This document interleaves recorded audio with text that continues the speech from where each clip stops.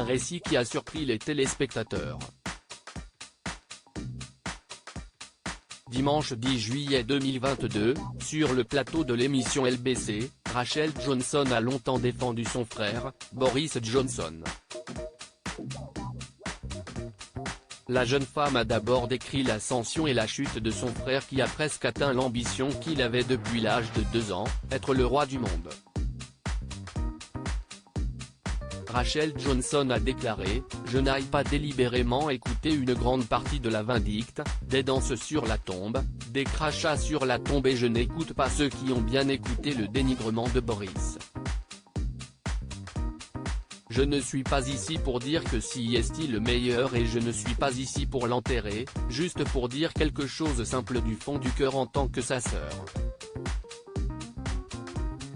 En employant des mots qu'un enfant peut comprendre, la sœur de Boris Johnson a déclaré « Il était une fois un petit garçon qui rêvait de devenir roi du monde, il a dit cela pour la première fois à l'âge de 2 ans et a presque atteint son ambition.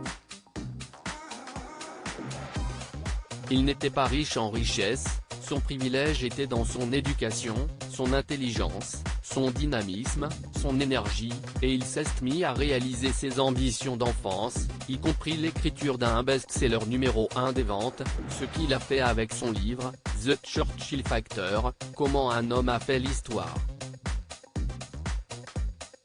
Faisant référence à Partygate et à la façon dont son frère a célébré son anniversaire en juin 2020 dans la salle du cabinet, Rachel Johnson a confié « Beaucoup de ses amis et ennemis ne pensaient pas qu'il aurait dû avoir un gâteau d'anniversaire le jour de son anniversaire dans sa propre maison, qui était aussi son lieu de travail. Beaucoup de ses ennemis ne pensaient pas qu'il devait faire ses adieux à des collègues fidèles sur ce lieu de travail, c'était aussi sa maison. »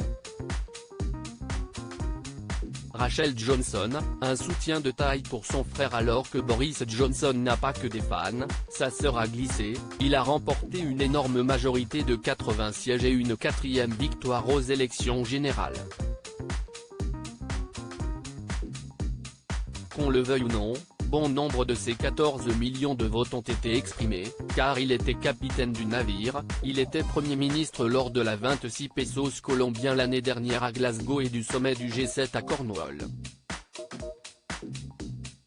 Hier, Rachel Johnson a ajouté, il a dirigé le pays pendant la pandémie et a fixé le cap de l'Occident sur la guerre en Ukraine.